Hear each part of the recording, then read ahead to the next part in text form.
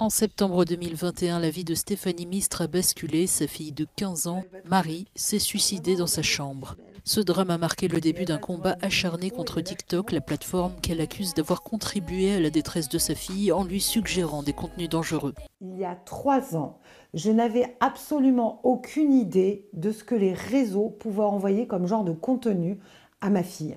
Parce que si j'avais pu imaginer qu'on envoie des contenus sur la pédocriminalité, sur le viol, sur les violences physiques, sur la violence tout court, sur les moyens de se donner la mort et prôner le suicide, vous imaginez bien que jamais, au grand jamais, sachant qu'elle avait déjà des limites de temps d'écran, mais jamais j'aurais validé cette application. Grégoire Borst, professeur de psychologie à l'université Paris-Cité, souligne qu'il est encore difficile d'établir un lien direct entre les réseaux sociaux et les troubles psychologiques.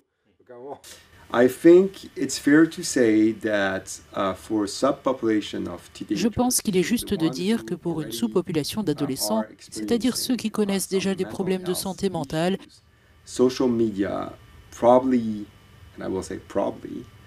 les réseaux sociaux n'apportent probablement rien de positif à cette tranche de la population.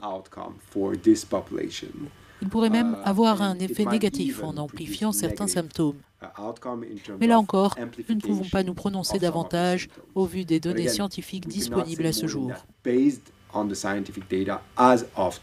La plateforme TikTok se défend en affirmant employer 40 000 modérateurs dans le monde pour diriger les utilisateurs cherchant des contenus liés au suicide vers des services d'aide spécialisés.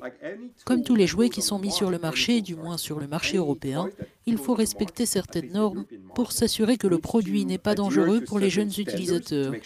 Les réseaux sociaux ne sont pas soumis à ce type de réglementation. C'est fou quand on y pense. Je crois qu'il devrait être obligatoire de soumettre ces sites à un processus de contrôle afin qu'ils soient autorisés ou non pour les jeunes utilisateurs. Il faudra des mois avant que le système judiciaire français ne puisse traiter la plainte contre TikTok et que l'entreprise, dont le siège européen est basé en Irlande, soit officiellement notifiée. En attendant, Stéphanie Mistre continue d'alerter les parents sur les dangers des réseaux sociaux.